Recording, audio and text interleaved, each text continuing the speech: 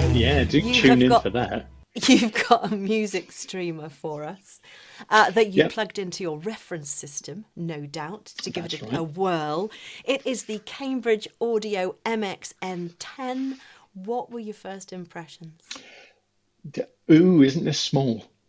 That was my first impression. It's a tiny little thing in a chassis that's quite a bit smaller than is the norm for a piece of hi-fi equipment. It's the same chassis that Cambridge has been using for its very successful phono stages for a while, and it means that the MXN10 is compact and discreet and quite easy to position in anywhere that you want to position it. That was my first impression. And by the time I'd finished testing it in its reference system,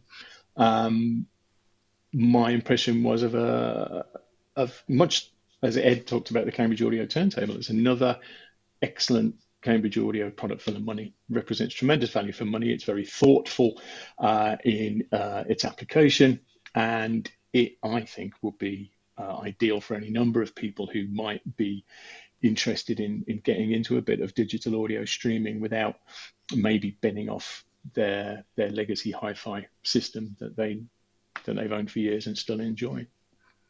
And at this price point, that would actually be really tempting, wouldn't it? So this music streamer is around about the 450 mark at the moment. Yeah. Um, it's very easy to spend thousands of pounds on a music streamer, but Cambridge Audio have come up with this for about 450 quid.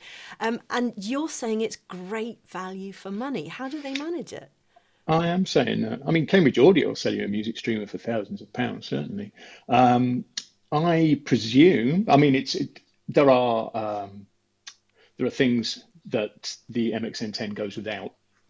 It doesn't have a display, for instance, which is no real impediment, I don't think, because you tend to be able to have to operate these things from a computer or from your smartphone anyway, because of the control app, the Stream Magic app, which is Cambridge Audio's platform, which is really effective. So the fact that the machine itself doesn't have a display because you're looking at your phone to find out what's what anyway.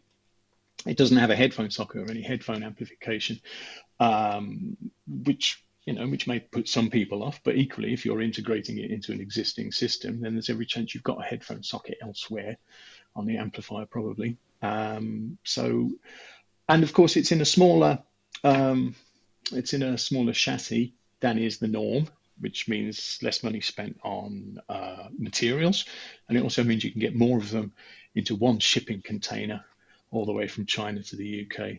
So these are all economies of scale, I guess, and that is a big part, I suppose, of how Cambridge has managed to produce what is undeniably a piece of hi-fi for slightly less than you might imagine is possible. Now, you talked about operating it from your smartphone. Um, Yes, is that easy to operate? Is it the Stream Magic app?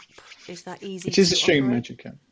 Yeah, it's good. It's a good app. It's nice and stable by the standards of these things. It's fairly logical by prevailing standards, and it allows you to incorporate your favorite streaming services, as long as your favorite streaming service is Spotify or Deezer or Qobuz or Tidal. But it also gives you access to internet radio, which is always an endless joy. So you've got access to music from all over the world. AirPlay 2, Apple AirPlay 2, and Chromecast are built in as well.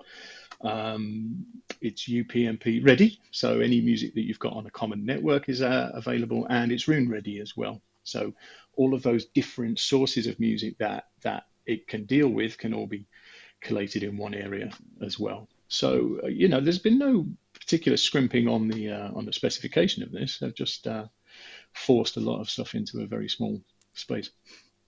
A very small space by the sound of it. Yeah. Simon, I think you've made a lot of people with their favourite legacy hi-fi very happy, because or maybe you've confused them Well, because you've Cambridge have now done that added really. another option for them to hang on to it and just add this streamer into the mix.